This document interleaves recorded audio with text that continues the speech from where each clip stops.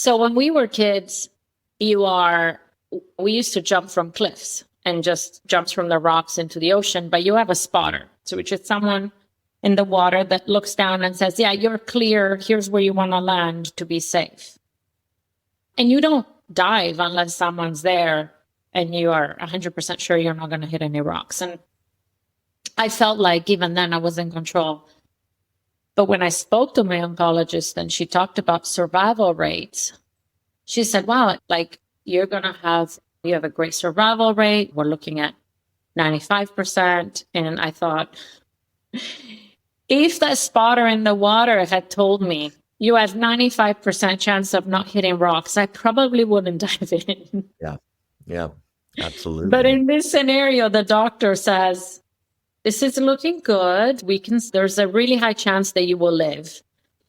And so really dealing with the small percentage, the small chance of not living and dying, I think is something that has transformed me forever. It's something that's helped me evaluate a lot of the things that I do even.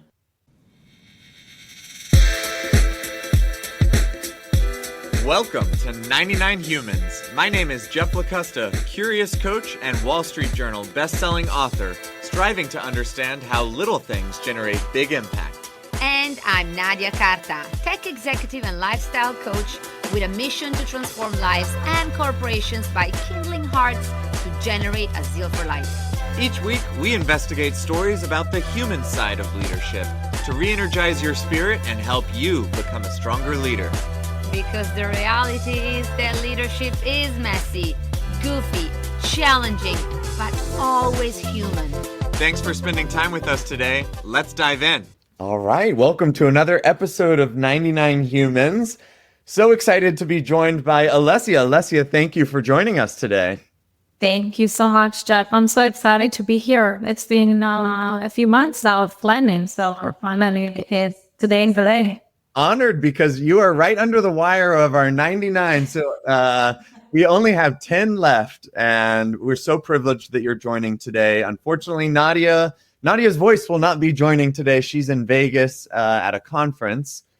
But just to do a brief intro, I mean, this podcast, we're so privileged to get to talk to such amazing people. But Alessia, you are the sales director at a luxury skincare brand as part of an amazing sales career across the luxury salon and spa industry. In addition, I know that you are a mentor, a volunteer, and probably your most important job, also a working mom, which I know we will talk about.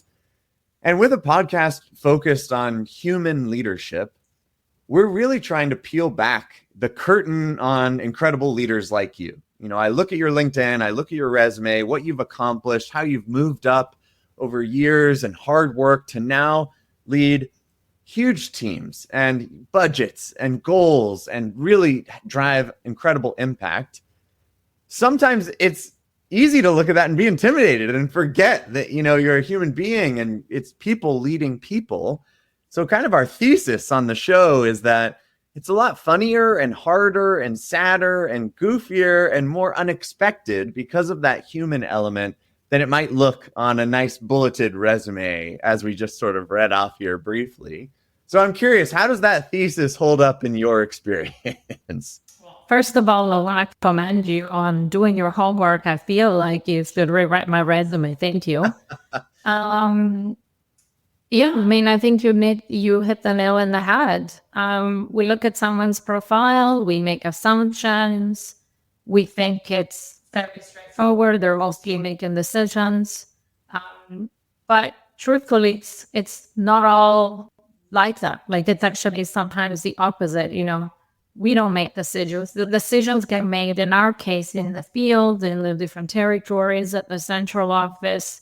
And a lot of what I do now in my role after 20 years of being in sales and in leadership roles is solving problems or solving conflict.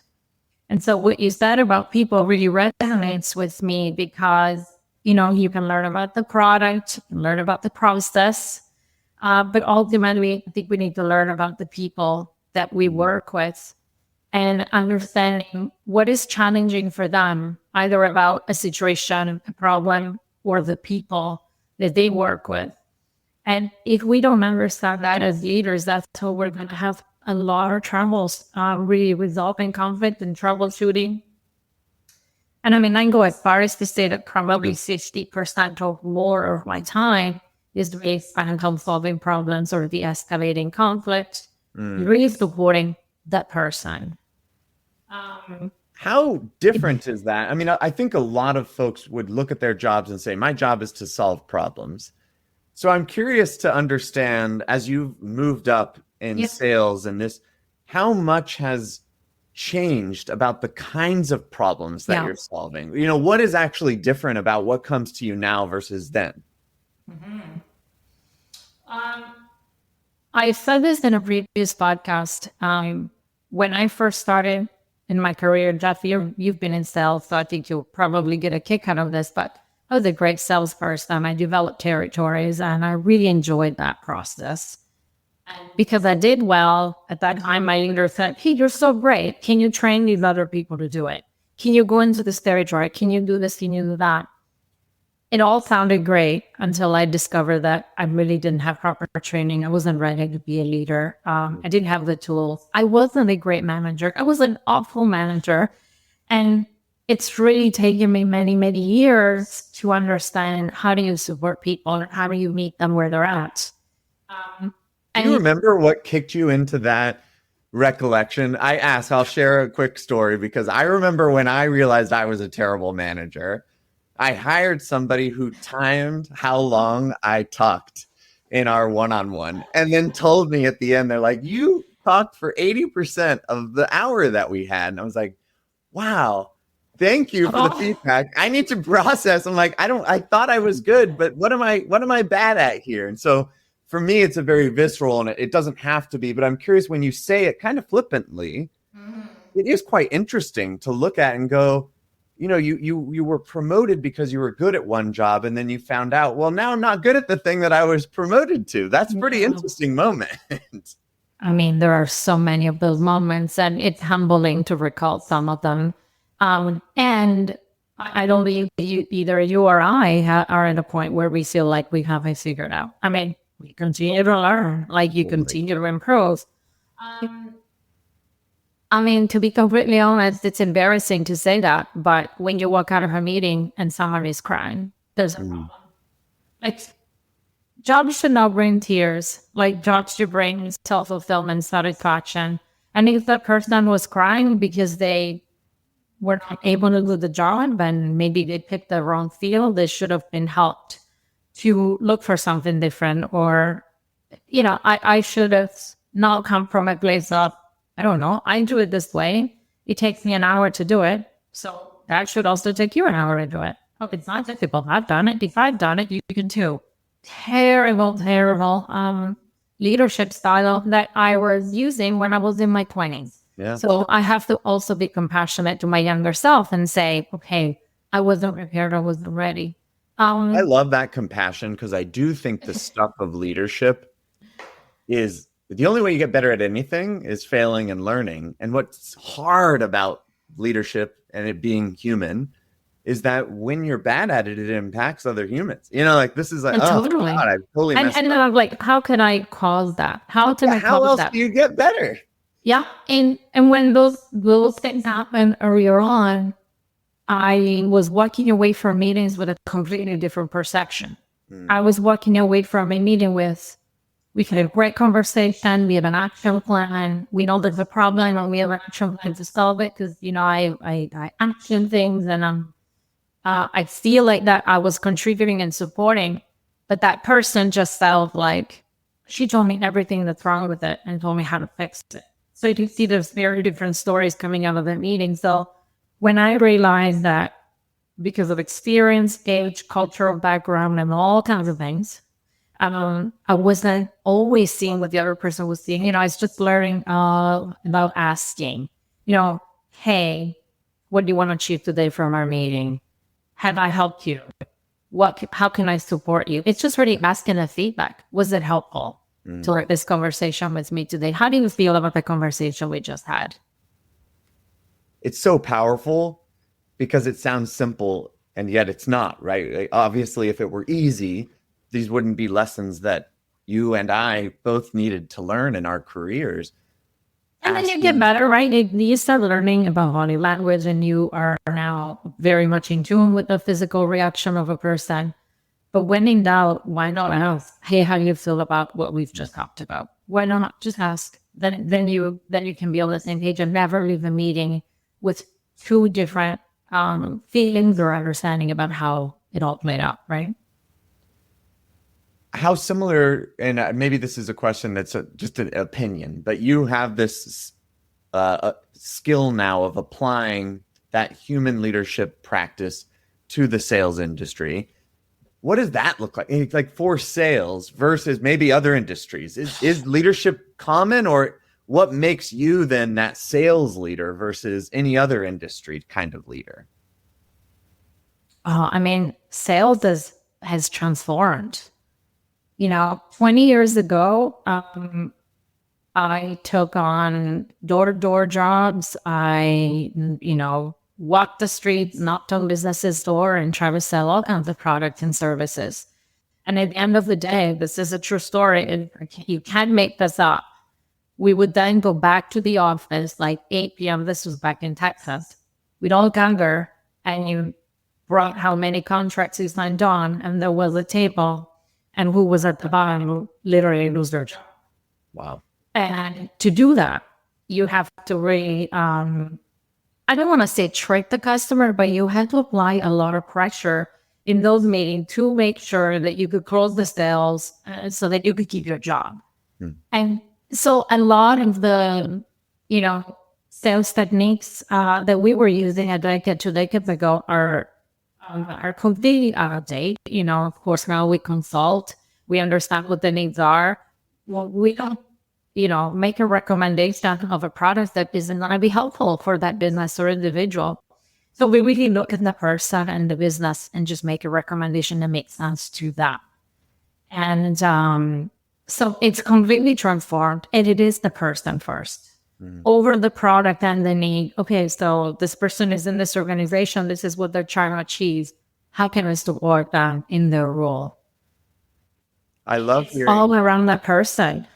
I mean, that person-centric selling, yes, the value over kind of the feature type selling, that resonates as part of this evolution of the industry. Yeah. You've also conquered and are in the process of continuing to conquer this industry as a woman, it's a tough industry for women. And also then you had children as you were progressing through your career. So if you don't mind, I'd love to kind of unpack what it has been like, or if you have stories or experiences where this has colored what it's meant for you to, rise up the ranks of sales. I want to answer one of the other questions first, just to do with problems. Are the problems different? Yeah. And have they changed? And I think the problems are always the problems. They're always going to be there. And the type of problems I solve now versus 10, 20 years ago really varies based on the person I'm supporting. I don't know if you've heard of situational leadership. I'm super passionate about that model. If you can rattle it off on the top of your mind, what's the quick gist? It's basically helping that person solve the problem based on their development level at that time. So have they had this type of problem before? Have they successfully overcome this problem? Yes, then you need to step away. Let them tell you how they're going to solve it. Maybe just be a sounding board and enable them and say, awesome, you've done this before. You're great. Go for it. But if someone with many, many, many years of experience all of a sudden is facing a new problem, you can't just say, oh, Alessia has 20 years of experience. She's got this figured out. No, Alessia's never launched an LMS. Alessia's never, worked with the team that's working on an intranet. Alessia's going to need a step-by-step approach. So it's identifying that she's a D1 or a D2 in the development scale. And so my approach isn't one of just listening and providing sounding board. My approach is actually to help her define each step so that she can conquer that task. I love that. So here's the problem, again, it depends on, has this person faced this problem before? how comfortable they are working through it, and really adjusting how I interface to the problem and how much I get involved based on where they're at. So it's not based on what I like to solve, what I don't like to solve. It's based on where they're at. And trust me, I love working with clients. There are times that I see a problem and all I want is to do what I used to do 20 years ago. Let me make a phone call. Yeah. And then I'm like, I can't do that because this person is capable of making that phone call. And in some cases, they might even be better than me and completely able to solve the problem on their own. You sound like a dream boss. I wish that all managers and bosses were customizing approaches, but thank you for going back to that question, because there is a finer point here that you're putting on how the awareness of what's going on in the situation, which is practice and failure and lessons learned, but then the flexibility to know what hat to wear. You're sort of like, oh, I'm going to wear this hat more as a teacher, or I'm going to be more of a coach, or I'm going to be more of a whatever the situation needs. That really is a skill that is learned through experience. Yeah, and it helps not to micromanage, where you're always giving step-by-step instruction, you're following every single next action closely, you're looking for accountability at every step. That's not necessary if someone is capable and able to take something on. And also undermanage, which is someone that you assume knows how to do this, feels lost, and may not even be comfortable coming back to you and saying, hey, actually, I'm lost. I don't know where to start. You should have identified that at the beginning. You should have said, have you had this before? Have you experienced this before? How confident do you feel in here? You have to agree that they need additional support or they don't need additional support. And you're just going to check in at the end of the project.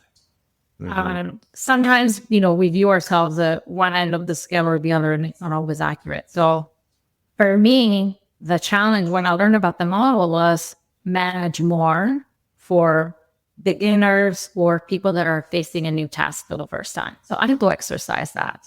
Yeah. But most of, leaders do the opposite. They like to micromanage. They like to know every single step, and that kind of causes a lot of frustration for the person that has all the skills and experience to tackle the problem on their own. And I loved how you described the pull to do, what comes naturally, whatever that might be for. Yeah, for we you. all have that. Like, oh, I really want to do that, but I know I should do this instead. Yes. You asked me about being and working on. It's funny. I was thinking about our podcast, and I reflected on this article that I wrote on LinkedIn a couple of years ago. How old your kids are? Sorry to interrupt. Yeah, they're 6 and 8. Okay. So I'm in the woods. I don't know, but there will be other problems. There's no more diapers. You're yes. But I wrote an article and I reread it, and I felt rereading the article. I felt the fear, the panic, the stress.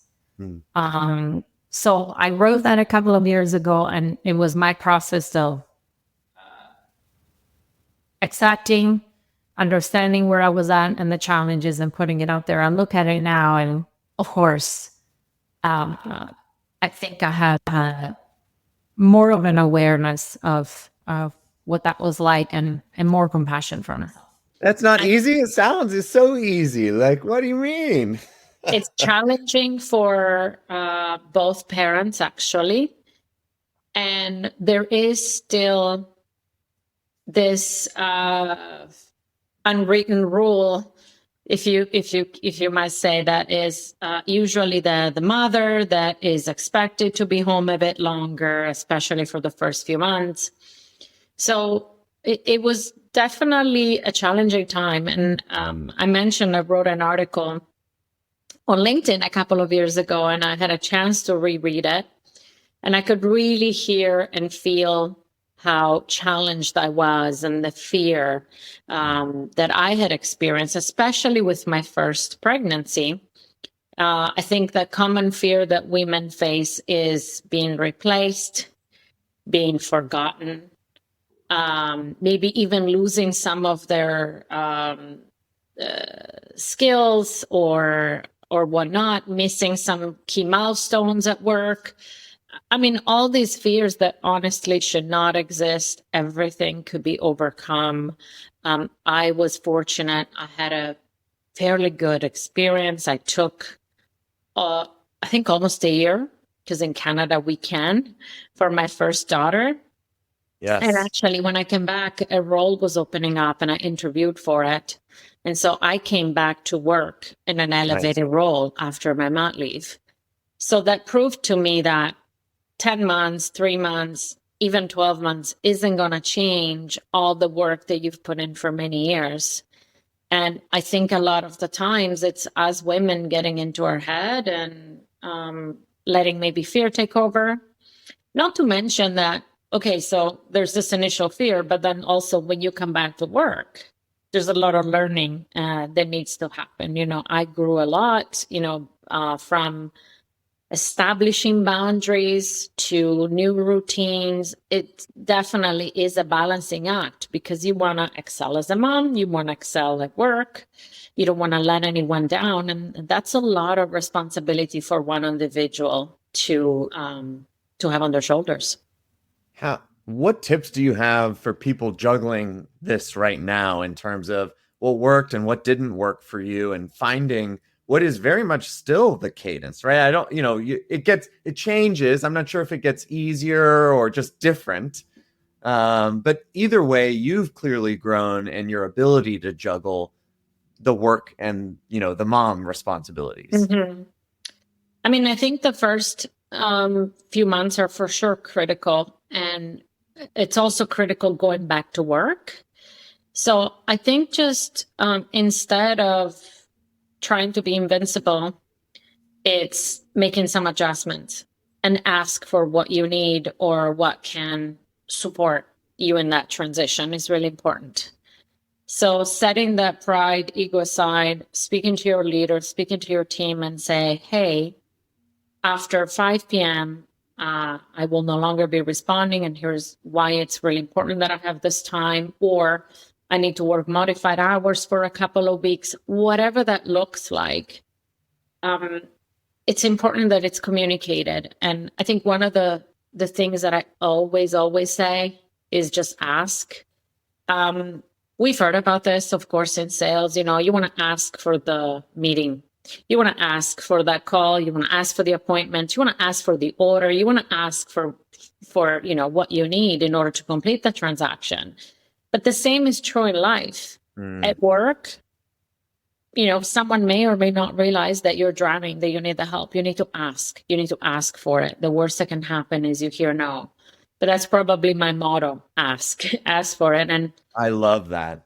And going through some health challenges lately, I found that asking has even been more relevant for me today, which is like, ask for the help, ask for what you need.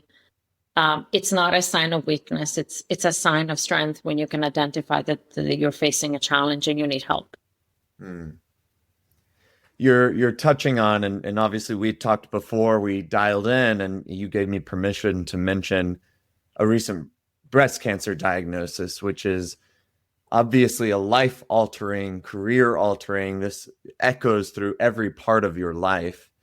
So thank you for building in some time for us, for sharing your story. It is something that a lot of people struggle with and will face at some point in their life, if not directly, someone very close to them.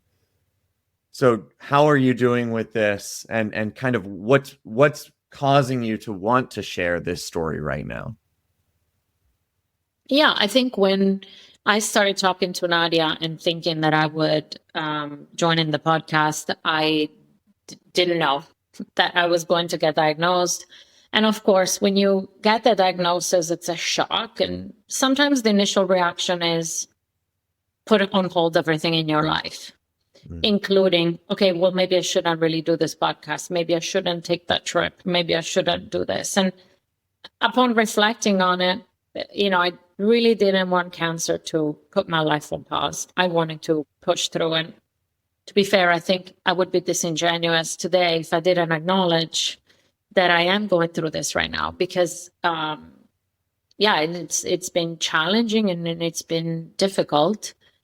And even as a leader at work, we do talk about vulnerability a lot. And I had a taste of that when I had kids. But I think this is a whole other level of you really need to be honest with yourself and understand what you can and can't do, what you can and cannot commit to, asking for help and letting everyone around you know what's happening. You know, when I first heard the news, I was conflicted. I thought, okay, I need to first have a perfect plan. And the perfect plan was going to literally have handoff of all the projects of, you know, who was going to take over what. And then I was going to talk to the team. And then I thought, okay, I'm never going to have the perfect plan. We need to build a plan together. I need to communicate. So it was difficult, but I was very straightforward with my leaders, with my team. I've let everyone know in meetings that I was diagnosed with breast cancer, and then the future was uncertain in terms of my time off. I knew I needed surgery, but I didn't know how long I would need to heal and whether further treatment was required. And through that process, you know, someone like me who for sure is the provider, the caretaker, the problem solver, it is hard to admit that I'm going to have to take a step back. But it was healing. It was good. I think it ultimately helped me accept what was happening. And it also helped the team have lots of notice and start thinking about, okay, how do we progress with this area of the business if Alessia needs to take off? And what does that look like? So it really was the right decision in hindsight to be extremely transparent and open at work, even without having all the answers. Thank you for sharing that decision-making process, because I think that's one I can very much relate to, not having gone through exactly what you did, but in kind of the steps that it sounds like you went through of like, no, okay, I want to push through. I want to have the perfect plan. Here's what, like, oh, but what about this and this and where you've landed and what's that opened up for you. You're brushing on a very challenging and real topic of identity in terms of, you know, I'm the provider and this is who I am at work. And I don't want to be, you know, the breast cancer woman. I don't want that to be my identity either. So how do I balance this transition that needs to happen without assuming this label either of something that I don't want to be central to my life, but requires a lot of attention and time and just practical elements of doctor visits and feeling crappy after different parts of this journey? Yeah, totally. That's exactly that. It's like the identity, who we identify with. And yeah, I don't want to identify as a survivor, but also for the first time, you look at your own mortality. Yeah. And that's something I've never really given enough thought of. You know, before surgery, I actually just put down some of my last wishes in case anything went wrong. I wanted everyone to know where I wanted to be buried, what I wanted as sort of like my final steps, just in case it did happen. Of course, I'm still here. And, you know, one might say, well, wow, that's dramatic. Why would you do that before surgery? Well, 1 every 200,000 people doesn't wake up from general anesthetics or has complications. So statistically, there is a percentage. It's small. I just wanted to be prepared. Yeah. And, you know, it's interesting because when we make choices, you know, I make usually fairly rational choices, and I always weigh pros and cons. And usually we feel like we have controls of the risks that we take. And as you know, I'm from Sardinia, which is where Nadia is from. And Yes. I thought about this because You have that beautiful accent, the two of you. I love it. So when we were kids, we used to jump from cliffs and just jumps from the rocks into the ocean, but you have a spotter. So which is someone in the water that looks down and says, yeah, you're clear. Here's where you want to land to be safe. And you don't dive unless someone's there and you are 100% sure you're not going to hit any rocks. And I felt like even then I was in control. But when I spoke to my oncologist and she talked about survival rates, she said, wow, like you're going to have, you have a great survival rate. We're looking at 95%. And I thought, if that spotter in the water had told me you have 95% chance of not hitting rocks, I probably wouldn't dive in. Yeah, absolutely. But in this scenario, the doctor says, this is looking good. Like we can, there's a really high chance that you will live. And so really dealing with the small percentage, the small chance of not living and dying, I think is something that has transformed me forever. It's something that's helped me evaluate a lot of the things that I do even. You don't have to answer this at all, but you mentioned how the diagnosis and kind of the identity shift at work and how you handled that. I'm curious, and I mentioned, my mom went through breast cancer when I was in high school, and she's alive and well and many decades later, but I'm curious for that mother piece of this, how you talk to your kids or how you thought about approaching this with them and still do in terms of, that dynamic shifting or not shifting on what you choose to share and not. Mm-hmm. Yeah, this is a tricky question and difficult to answer, because as parents, we want to be transparent and we want to share everything with the kids. However, my daughter lost a friend in kindergarten to cancer. So she's gone through therapy, and she really associates the word cancer with death. And so we made a decision as parents that we wouldn't call it cancer inside the house, that we'd say, Mom is sick and needs this surgery. And we're going to stick to our plan for as long as we can. Because while my son at 6 isn't fully aware of what cancer is, she is. And at a very young age. Wow. She was really affected by cancer. So we haven't really told her the full scope.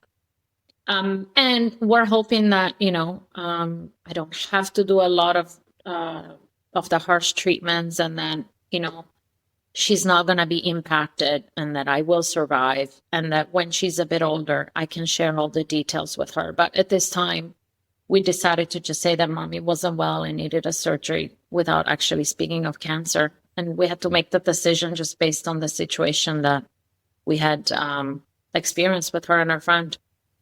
Wow. I'm so sorry that she's experienced that. And yeah, it's that looking at the situation and making the best call that you can. One thing I can tell, even after just a brief conversation, is how lucky they are to have such a thoughtful mom navigating this and doing, what you think is best for them. That always trumps everything. And when she's ready, we will disclose everything. But So I mentioned earlier, I kind of want to go full circle on asking for what you need. We talked about it earlier about asking, but for me, asking, for example, my leader, even before surgery, before the leave, saying, I'm struggling. I need a few days off before surgery to wrap my head around what's to come. I need a few days to decompress. It was tough, right? Because we had so many things that I was trying to wrap up, but I knew I needed an extra few days before surgery. And even with the doctors, when I was first diagnosed, they said, you need an MRI, and they said, it's going to be 2 weeks. And I'm like, well, we need to do this sooner. Well, I don't think that's possible. And the salesperson that I am, I drove to the hospital, to the MRI department, and I walked in and I stood in front of another woman and I explained my situation. And I said, here is why I need this sooner than 2 weeks. And I talked to her about all my risk factors, my diagnosis. And I said, is there a way that you can get me in sooner? And 2 days later, she called me and I was in for the MRI. Wow. That self-advocacy, I wish it wasn't as important as it is, but you are your biggest advocate. Look at the difference that it's making in terms of the care. One thread through every one of your stories and pieces here that I'm seeing is just the amount of courage that you have. Yes, of course, with this cancer diagnosis, but in everything, and tenaciously pursuing a career in sales, moving, getting promoted, juggling, working motherhood. Do you know where that comes from? Is that a nature? Is this a nurture? Is there a mentor? Or how did you come to a place to have so much courage? I mean, thank you for saying that. I don't know that I would describe myself as that, but I know I'm not scared of failure. So I know I failed, and I know I will fail. So why not do everything I can to limit the number of times I will fail? And so maybe that's where the courage comes. I'm not afraid of rejection. I'm not afraid of hearing no. Do you know where that came from? I love that view of it. Like it is a turn, you're right, but it's related. But that's also kind of a picadillo, I guess, of, I don't think most children grow up comfortable with failure. Well, I don't know. Like if I were to go back, of course, immigrating when I was young, leaving my country when I was 17 and being an exchange student and working and living abroad. Like there was so much hardship to that, even not knowing a language of being in high school and being bullied or made fun of because I wasn't the cool kid or I couldn't talk like they did. Like, I guess every experience has just made me maybe a little bit more courageous and a little bit stronger. And then even the upbringing, it's hard to do with the kids today. We want to cushion them. We want them to feel protected and we want them to be safe. But when we were little, we were loved fiercely, but we were also disciplined. There were a lot of consequences. And my father and both my mother, had fairly old school ways of raising the kids in southern Italy in an island where, you're gonna have to do some things on your own. And when it's no, it's no. And you gotta earn everything that you want. I remember Dad, I came back from school and I said, Dad, everyone in class said that you're rich. Is that true? Are we rich? This was like in elementary. It's a great kid question. Yes. And he said, we're not rich, but we're well off. What it means is, we're probably above average in terms of our lifestyle. And I said, but I don't have the brand shoes. I don't have that backpack. And every time I ask you for it, you tell me I need to first go through these shoes before I can get the next ones. But they do. So why is that? And, his teaching was, every family has different values and we don't want to waste. And we're going to first use these shoes before we replace them. I had no shoes growing up. He told us that all the time. And you gotta really earn everything that we have. Like he had to earn his living and he really instilled in us that things are not just given. You got to work for them. It's pretty old school. Like I feel like I'm a dinosaur when I talk about these things today. I wish that wasn't true, but maybe. I'm a bit of it. Yeah. And, we try to instill that with the kids as well. I don't know, my daughter, I was actually in an interview with my husband a while ago and I brought up this example and I got some funny looks in the room. So when I see your face, there's a certain amount of chores that you do that you don't get paid for. You make sure your room is in order. You pick after yourself. But if you're doing things out of the ordinary, there's a certain amount of money for chores. So if she's going to vacuum the whole floor, she'll get $5.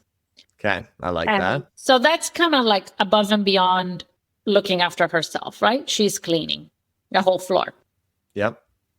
And the first time she did it, it was obvious that she didn't do the whole thing. She left the whole area and she was exhausted. And I get it. She's 8.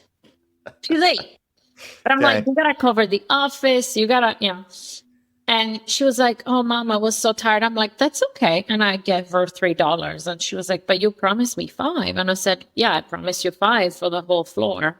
But if you're tired and you can get to the office, you get 3. And she was just like upset about it.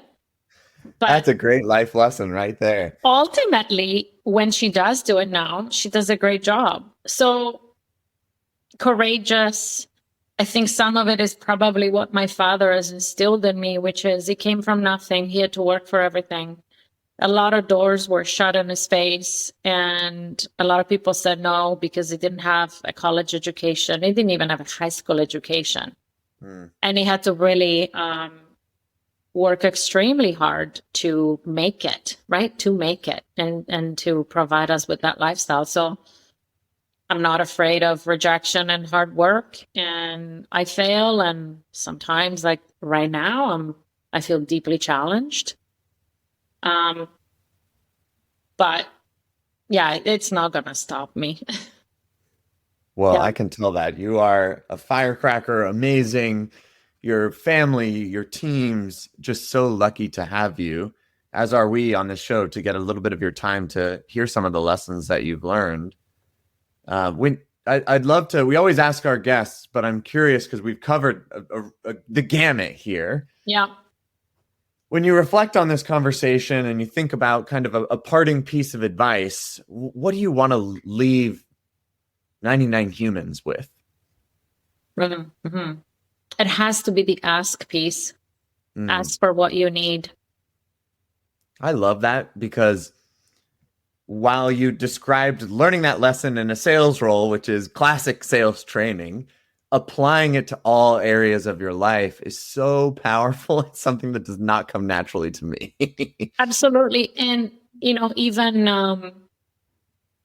I guess like I would consider myself as a compassionate leader. Now, it doesn't mean I don't keep teams accountable, but I am compassionate, altruistic. I often have put someone before my own interest, right? Because that's my role. But when it comes to ourselves and the self-advocacy, self-compassion, are we as kind to ourselves as we are to our teams? Like, this is a time where I have to lead myself through this. No one's going to get me out of this but me. So am I leading myself with compassion? What would I say if I were on the other end? If it was one of my employees going through what I'm going through, what would I say to them? Do I use those same kind words to myself? Do I give myself the same love and compassion through this time? And my psychologist said, you need to work on that. You need to work on that. You need to accept and understand that this is going to be a long process. And it's basically leading myself in the same way that I would lead others. That's powerful. And I think it's true that people want to help. So to meet that with here's how you can help. Here's what I need in every aspect, just ensures that you're supported. Yeah, you have absolutely. So many people in your corner, tap into that. That's why they're in your corner. Oh, and at first I was like, we don't need this, we don't need that. And then I thought, I do need it. I do need to be completely off and unplugged completely from work. I do need to allow my friends to drop off meals. I do need for other friends or family to drive me places because it still hurts to drive. Like, it's those things that you want to do yourself, but you need to accept that it's okay. Like, it's okay. I'm not weak. I'm just acknowledging that I need the help.